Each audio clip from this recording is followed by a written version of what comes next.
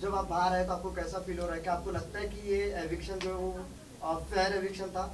मुझे लगता है कि पहली जैसे ही मैं बाहर आई मुझे बहुत लोगों का प्यार दिखा, जहाँ पे लोगों ने बोला कि they really understood what kind of person I am. आप लोगों ने मुझसे कन्वर्सेशन तो किया है, लेकिन मेरी एक्चुअल पर्सनालिटी जो मैं रियल में हूँ वो भी आप लोगों ने देखा है। इस चीज़ का मुझे बहुत खुशी है कि मैं एक बहुत अच्छे इमेज के साथ बाहर आई हूँ। इस चीज़ का मुझे बेहद दुख है कि मैं थर्ड वीक में जो इतने फुल ऑन अपने गेमिंग स्प्री में आ चुकी थी, अपने वाइब पे आ चुकी थी, जहाँ पे मैंने अपनी स्ट्रैटेजीज बनाई थी, मैंने अपने अटैक प्लान्स बनाए थे, मैंने अपने ऑपोजिट ग्रुप के साथ अलायंसेस भी बनाए थे। I was fully playing the game. Task में भी अपना एक बहुत ही अलग रूप मैंने दिखाया था, जो रैशन वाला टास्क था, the ring trick and everything. I did all that, but उसके पहले ही मैं कुछ लोगों से नॉमिनेटेड थी जिन्होंने बहुत ही फेक और स्टूपिड रीज़न दिए थे मुझे नॉमिनेट करने के लिए, और मैं नॉमिनेशन से बच इसलिए नहीं पाई क्योंकि ऑलरेडी मेरे सामने 3 स्ट्रॉन्ग कंटेस्टेंट्स थे जो स्टार्टिंग से उनको गेम का फॉर्मेट पता था, मुझे नहीं पता था। I thought it's a personality contest and I did not know that मुझे डे वन से एक अटैकिंग वे में रहना पड़ेगा, यू नो। नायरा, अगर हम बात करें आपके गेम का, तो कहीं ना कहीं हम ऑडियंस को लगा कि आप बहुत ही स्लो, कुछ देखने को नहीं मिला। नायरा एक्चुअल में क्या कर रही है बिग बॉस हाउस में, उसने क्या क्या खेला वो दिखा ही नहीं। तो कहीं ना कहीं ऑडियंस को ऐसा लगता है कि कनेक्ट नहीं हो पाए। या कहीं ना कहीं जैसा कि रोहित सर ने कहा कि वोटिंग कम आई। वोटिंग का वजह ही ये है कि आपको देखा ही नहीं गया। एग्जैक्टली हमें हम जहाँ वो कर रहे थे, एक्सपेक्ट कर रहे थे पिशाचनी जैसे शो में आपका एक रूप देखने को मिला, हमें लगा कि नायरा फुल्ली सबका फाड़ देगी, बट हमें वो नहीं देखने को मिला। या, sorry, हाँ देखने को नहीं मिला। नहीं, मेरा नेचर ये थोड़ी है कि मैं जाते ही लोगों के ऊपर कुछ लांछन लगाऊंगी और फिर उनके ऊपर चढ़ूंगी और झगड़ा करूंगी। ये मेरा नेचर नहीं है कि मैं वो जाके करूंगी। अगर मुझे पहले किसी ने ब्रीफिंग दिया होता कि नायरा ये गेम है अटैक का, आपको जाके ज़बरदस्ती इसकी पैंट लूज क्यों है, इसका वो क्यों लूज है, जाके मुद्दे बना के झगड़े करने होंगे, तो मैं 100% सोचती कि ये गेम मेरे लिए है कि नहीं। मुझे लगा था, मुझे बार बार बताया गया था कि ये आपको बिग बॉस नहीं देखना है ताकि आप ऑर्गेनिकली करो जो आपको करना है। एंड ऑर्गेनिकली आप जब किसी नए जगह पे जाते हो आपको 1-2 हफ्ता लगता ही है आपके आसपास के लोगों को समझने के लिए और आपकी वाइब समझने के लिए, which was a very natural process. तो मेरा वही हुआ। तीसरे हफ्ते में मैं सब कुछ समझी, मैं स्टेबल फील करने लगी और मैं अपना गेम खेलना शुरू की थी। पहले नायरा हफ्ते जी, में अविनाश आपको की एक बार गिफ्ट के वार्निंग ऊपर भी आप मिली क्या थी।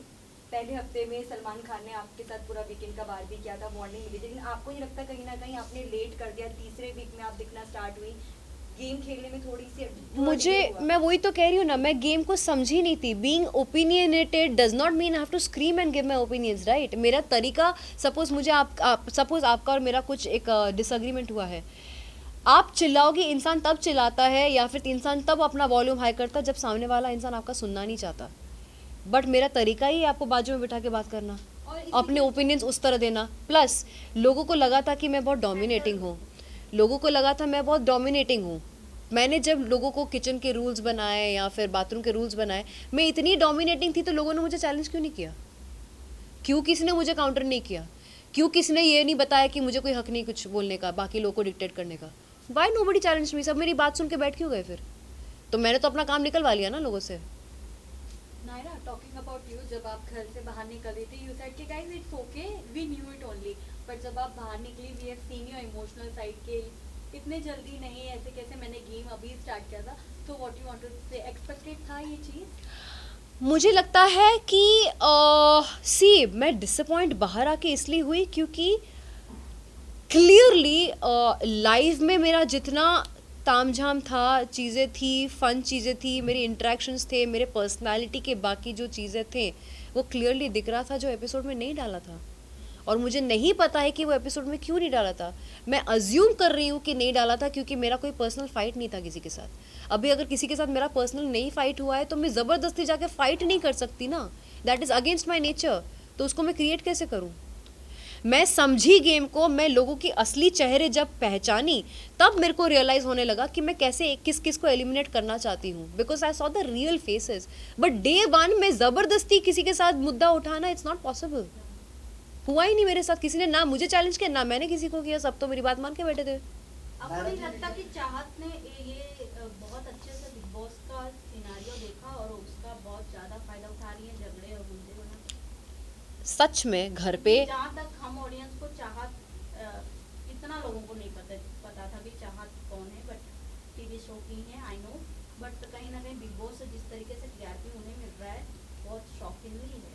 सी चाहत इज समबडी जो बहुत चिल्ड आउट रहती है घर में, बहुत चिल्ड आउट रहती है। वो कभी कभी सोती भी रहती है और ग्रुप में बैठने के बावजूद भी वो बात तक नहीं करती है। आप लाइव में उनको ऑब्जर्व करना, उसके कुछ चीज़ों के वजह से, फॉर एग्जांपल बेड वाला जो मुद्दा हुआ था वो उन्होंने, आप अगर एपिसोड देखोगे, उन्होंने एक बार भी अपने मुंह से नहीं बोला कि मुझे स्नोरिंग या चीखने की वजह से बेड अंदर सोना नहीं है। वो बोलने जा रही थी कि मुझे नहीं अंदर सोना है, तब किसी ने बोला कि हाँ वहाँ बहुत स्नोरिंग होती है, किसी और ने बोला था वो। तो उसने क्या किया, वो बेड बाहर सोना चाह रही थी लेकिन सामान अपना घर के अंदर ही रखना चाह रही थी, जिसकी वजह से विविन तड़प गया था। एंड विविन ने उसके ऊपर जब झाड़ा तब उसने काउंटर दिया। तो घर पे भी वो खुद से कभी अपना ओपिनियन नहीं देती हैं। आज तक जितने भी ओपिनियंस हुए हैं उन्होंने ओपिनियन नहीं दिया है। वो गई भी है तो लोगों ने उसको जाने बोला है कि आप बीच में मत पड़ो। एटलीस्ट मैंने चिल्ला चिल्ला के अपने कुछ ओपिनियंस दिए हैं। वो सिर्फ डिफेंस में ही अपना बताती हैं, डिफेंस में ही। वो पकड़ा था, गैस का पकड़ा था, शी वॉज क्राइंग। जब मैंने उसके ऊपर चिल्लाया, वो पार्ट तो चलो टेलीकास्ट में दिखाया नहीं, जब मैं उसके ऊपर चढ़ी थी कि तुम घर के साथ नहीं रहना चाहती हो, कोई बात नहीं, तुम्हें खाना रोकने का हक किसी को नहीं है, लेकिन एक कर्टसी होती कि तुम हमसे बात तो कर सकती थी कि आरफिन भाई, नायरा, आप सब लोग, मैं आपके साथ अनशन में नहीं बैठना चाहती। मैं उस पॉइंट पर लड़ी थी उसके ऊपर, जो दिखाया नहीं गया था टेलीकास्ट में, जो मैंने देखा नहीं टेलीकास्ट पे है करके। कहीं ना कहीं ऐसा लग रहा था कि आपकी स्ट्रैटेजी नहीं थी, लोगों की सबकी स्ट्रैटेजी थी। तो सब बिग बॉस देख कर आए थे ना, मैंने नहीं देखा हुआ था ना। कहीं ना कहीं आपके ऊपर, कहीं ना कहीं आपने कम तैयारी करके गए आप। हाँ, कोई तैयारी मेरे एक्सपेक्टेशन बहुत ज्यादा हाई आपसे थी तो आपसे। expectation थे सी ज़्यादा। नाउ इफ डे वन से somebody, आपके सामने आके अपने फैमिली के बारे में बताती है हम्म, पूरी तरह से। मैंने भी बताया, ईशा पूरी तरह से आपके बारे में बात करती है अविनाश के साथ, पूरा घर आपके बारे में बात करता है, लेकिन कहीं ना कहीं आप ज्यादा दिखाई नहीं दी और आपने कोई खुलकर बोला नहीं। आपके बारे में हाँ। बात हुई घर में, लेकिन आपने वो मुद्दे वोकली नहीं उठाए। मेरे बारे में बात हुई लेकिन किसी ने मुझे डायरेक्टली नहीं बोला, तो मैं उस चीज़ का क्या करूँ फिर। क्या आपने अच्छा पीआर टीम नहीं लगा? ऑनेस्टली स्पीकिंग मुझे भी नहीं पता कि सबसे बेस्ट पीआर कौन था, कौन होना चाहिए था मेरा उस टाइम पे। आई डोंट नो नायरा, आपका नाम शहजादा के साथ जोड़ा जा रहा था और ऐसे हम कई किसने जोड़ा है। और घर वाले, और ऐसे कई लोग हम देख रहे हैं जो घर वाले अंदर ही अंदर एक दूसरे का नाम जोड़, जैसे अविनाश के साथ ईशा का जोड़ा जा रहा है और करणवीर के साथ चुम को लेके छेड़ रहे हैं। तो आपको क्या लगता है कौन सा रियल कपल आने वाले टाइम में बनेगा, या फिर क्या फेक दिख सकता है, या बिग बॉस के लिए सब करते हैं? मुझे लगता है करण एंड चुम का हो सकता है, क्योंकि गेम के लिए रियल फायर मैंने किसी में भी नहीं देखा है, सच कहूँ तो। See Isha is very intelligent girl. Rajat जैसा बंदा जो लड़कियों के साथ इजीली फ्रेंडशिप नहीं करता है, वो उसको भाई बहन का रिश्ता उन्होंने ऑलरेडी इस्टेब्लिश कर लिया, एंड बहुत स्ट्रॉन्ग रजत बिलीव्स इन हर। जबकि बाहर से हम सब ने देखा है कि Isha has a point of view and a negative point of view for everybody. All of us have seen that. तो जिस दिन रजत को शौक मिलेगा उसको उस दिन शौक मिलेगा। हैविंग सेड दैट, उसको थोड़ा सा अपसेट भी हुआ था जब वोटिंग हो रही थी स्टेज पे, एंड रजत के लिए किसने, बग्गा भाई ने किसी के लिए, बग्गा भाई ने शायद करणवीर के लिए 2 शब्द बोले थे, करणवीर इसके लिए। लेकिन ईशा बीइंग द सिस्टर जो भाई बहन कर रही थी, वो उसने दो बातें नहीं की स्टेज पे आके उसके बारे में, रजत के बारे में।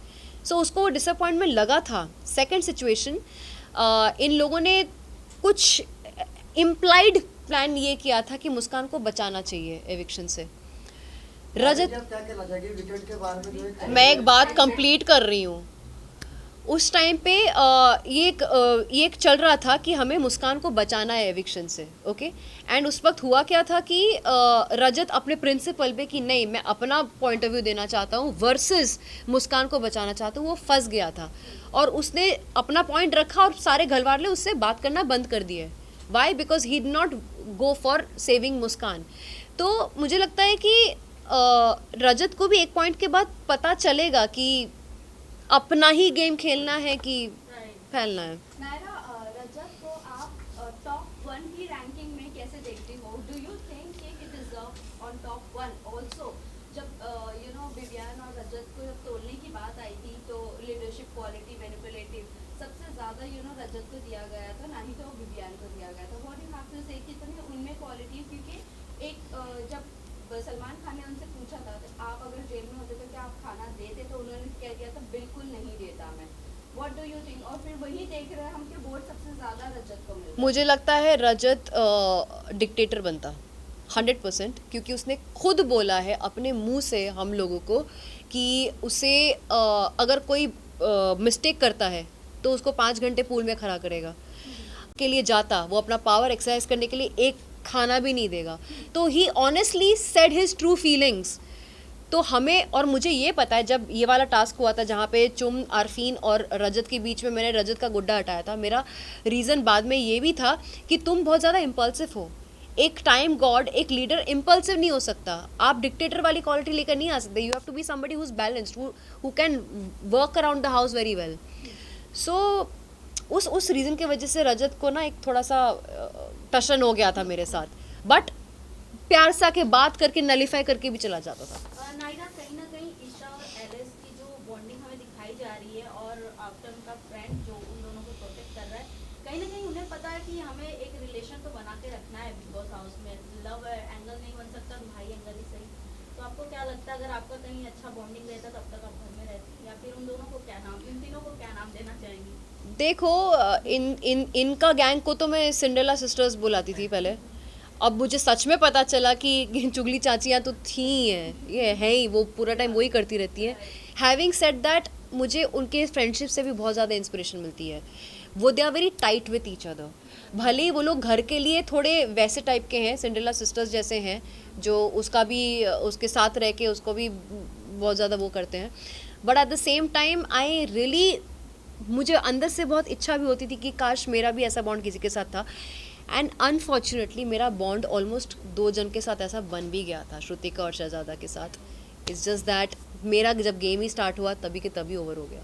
नायरा, वैसे तो शहजादा और श्रुतिका के साथ, लेकिन आपके लिए एक बात बोली गई थी कि कहीं ना कहीं कुछ वक्त बाद आप एलिस, ईशा, इन लोगों का ग्रुप ज्वाइन कर सकती हो. तो अगर आप घर में होती क्या वो एक ग्रुप फॉर्म होता? क्योंकि एलिस के साथ बात शुरू हो गई थी. मैं सामने से जब क्या हुआ था, सारा जेल में बैठी थी, बग्गा भाई को बोल रही थी अच्छा शिल्पा और करणवीर के साथ तुम्हारा रिलेशन कैसा है? तो बग्गा भाई बोले हाँ ठीक है, अच्छा ठीक है उनको छोड़ देते हैं. ये नायरा और शहजादा का जो जोड़ी है ना, बहुत स्ट्रॉन्ग जोड़ी बन रही है. मुझे इन लोगों को सबक सिखाना है. फिर बग्गा भाई ने बोला उसके रिटर्न में कि मुझे एलिस और इन तीनों को भी सबक सिखाना है, क्योंकि एलिस और ईशा हमेशा बग्गा जी के ऑपोजिट में जाती थी, करेक्ट. तो ये चीज़ शहजादा ने सुन लिया था कि हम पांचों को टारगेट किया जा रहा है. मुझे शहजादा को, अविनाश को, एलिस और ईशा को, हम पांचों को टारगेट किया जा रहा है टॉर्चर करने के लिए. शहजादा मुझे लेके भागा उनके पास.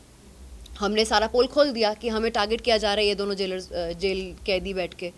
तो तभी के तभी they also got a shock of their life. And फिर मैंने ये चीज़ प्रपोज किया कि इस हफ्ते हम एक दूसरे को क्रॉस नहीं करेंगे, let's be N alliance.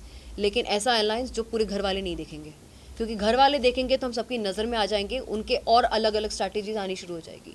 So yes, alliance की डिस्कशन ऑलरेडी हो चुकी थी. हम एक दूसरे के साथ नॉर्मली बिहेव कर रहे थे, लेकिन अंदर से we were an alliance together, all of us. Last question. Who do you think is the fake contestant of the house?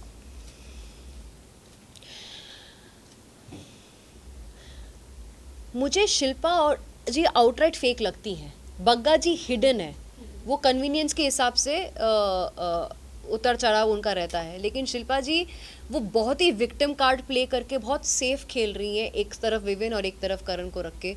She is like you know being trying to protect herself, क्योंकि विविन इस गैंग का leader है, करण इस गैंग का leader है, and she is in the middle.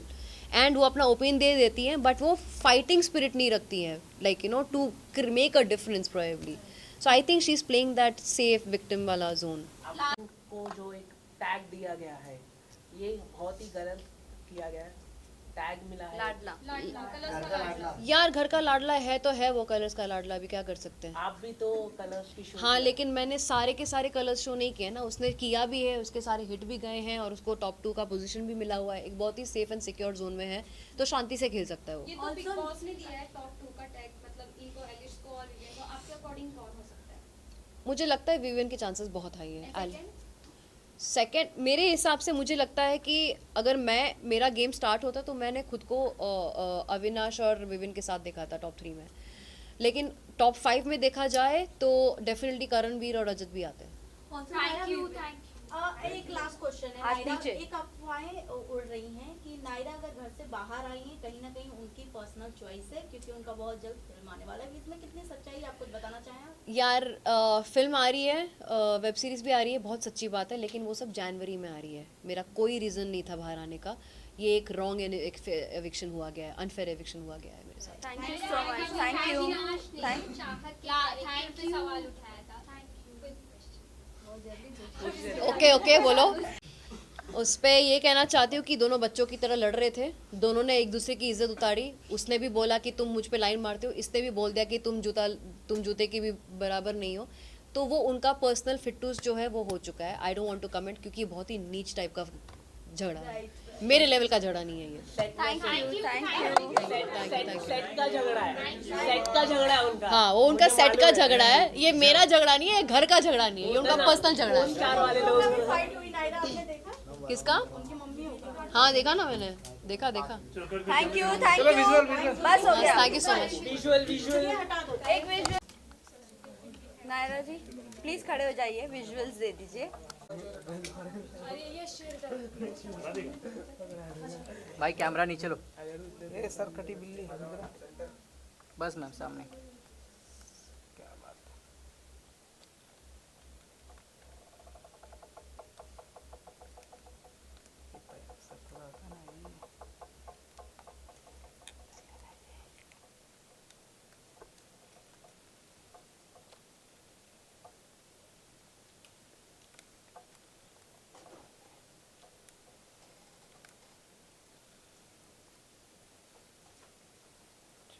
Thank you. अरे बात कर सकते हो मैम से खड़े खड़े। नहीं हो गया बस, आज के लिए इतना ही काफी है। तो मेरा तो बात कर सकती है जाके, समझा ना। बाद में बात करेंगे।